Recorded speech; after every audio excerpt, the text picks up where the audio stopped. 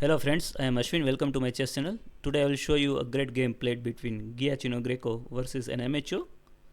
Greco was Italian chess player and a writer in early 17th century, and it is believed that his all games were quite possibly constructed, but if you are a beginner or pre-intermediate chess player, his games are quite useful in learning opening tricks and traps, as well as they serve as a good tactical exercises. This game was played in 1620 and Greco had a black pieces in this game. An amateur started the game with pawn to e4,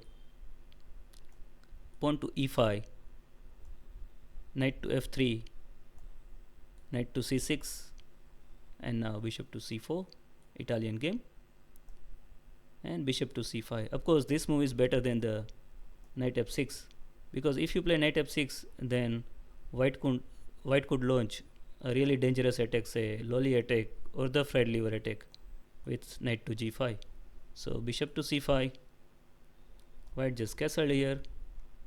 Now black played knight f6. Now knight g5 won't work because of castle.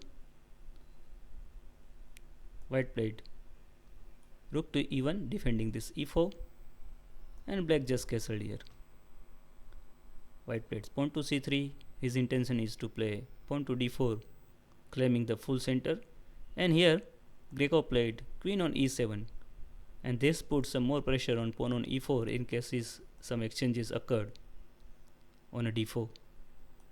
Pawn to d4 anyways, and now e capture d4, and white should have played c capture d4, where bishop b4, knight c3, and black cannot win the pawn on e4. In case of bishop capture c3, pawn capture c3, and now knight capture e4, white can just increase pressure on the e4 knight with queen to c2, and after rook to e8. Not bishop d3, but bishop to d5, because in case of bishop d3, black can play pawn to f5. So bishop to d5, and white can win a piece here. But in this position, white played pawn to e5. And now, let me say you something, friends. Normally, one of the difference between the amateur and the chess masters is their knowledge about the chess patterns. And here, Greco played knight to g4, putting some more pressure on pawn on e5.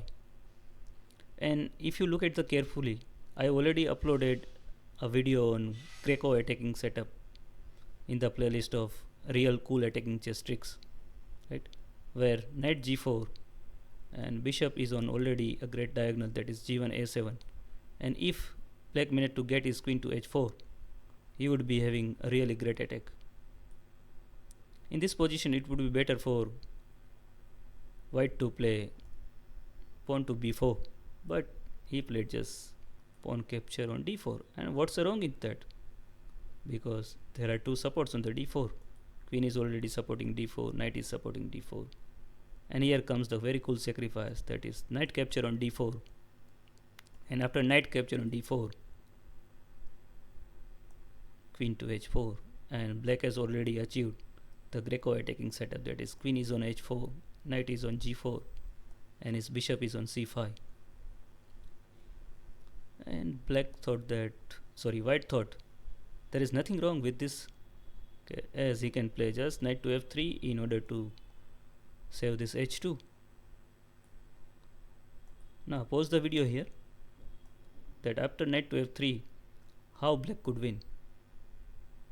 But in this position, bishop e3 was the only move where black can win 3 pawns against the piece with queen h2 check, king f1, queen to h1 check, king e2, and queen capture g2. And you can see, friends, that black is having a huge attack, right, for a piece. But in this position, after knight f3, it's a mate in few moves. Black to play and win. Ready? It's queen capture f2 check, king h1, and now what? As I told you, the biggest difference, or one of the best difference between the amateur and the chess master, is their knowledge about the patterns, and here comes the smoother mate with queen to g1. And of course in the game white took the queen with the knight. It wouldn't make much difference if he took with this rook, because knight f2 is just checkmate. Really good game, a really beautiful game. So friends, I hope you like this video, and if you like this video, please subscribe my channel and do comment here. Thanks for watching. Bye bye.